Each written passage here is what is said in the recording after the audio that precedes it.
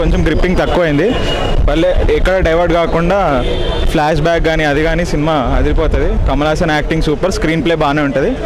కాకపోతే కొంచెం థ్రిల్లింగ్ తక్కువైంది, కాకపోతే సినిమా బాగానే ఉంది. మీతో సెకండ్ హాఫ్ ఫస్ట్ హాఫ్ కంటే గ్రిప్పింగ్ ఎక్కువ ఉంటుంది. కాకపోతే ఫస్ట్ పార్ట్ చూడకపోతే సినిమా అస్సలు అర్థం కాదు. Rating 3 years. కమల్ హాసన్ గారు యాక్టింగ్ తోపు. నాకు నచ్చిన ఎలిమెంట్ కమల్ హాసన్ అన్న హైలైట్.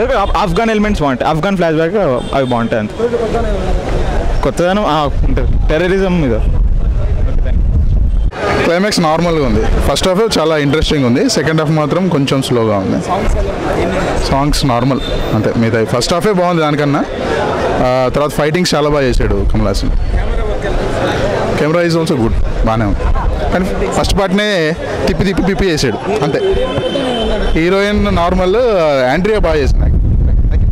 ఎడిట్ సీన్లను తీసి ఇందులో రిలీజ్ చేశాడు, అంత మించి ఏం లేదు సినిమాలో.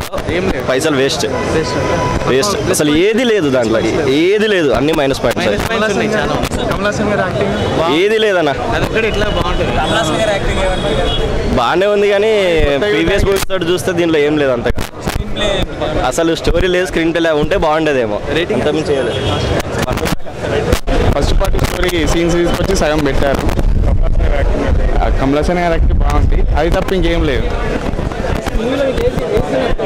ఏ సీన్ నచ్చలేదు, వేస్ట్ అన్న.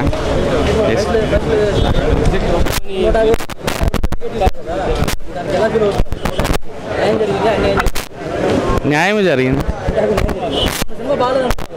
ఓన్లీ కమల్ హాసన్ అంతే, కమల్ హాసన్ కోసం పెట్టచ్చు. ఇక వేరేవన్నీ చూసుకుంటే అన్యాయం అంతే. 50 రూపీస్ పెట్టవచ్చు. ఏంటండి వీడియో నచ్చిందా? అయితే ఓ లైక్ వేసుకోండి, లేదంటే ఓ కామెంట్ చేయండి. ఎప్పటికప్పుడు మా వీడియోస్ చూడాలంటే సబ్స్క్రైబ్ చేసుకోండి.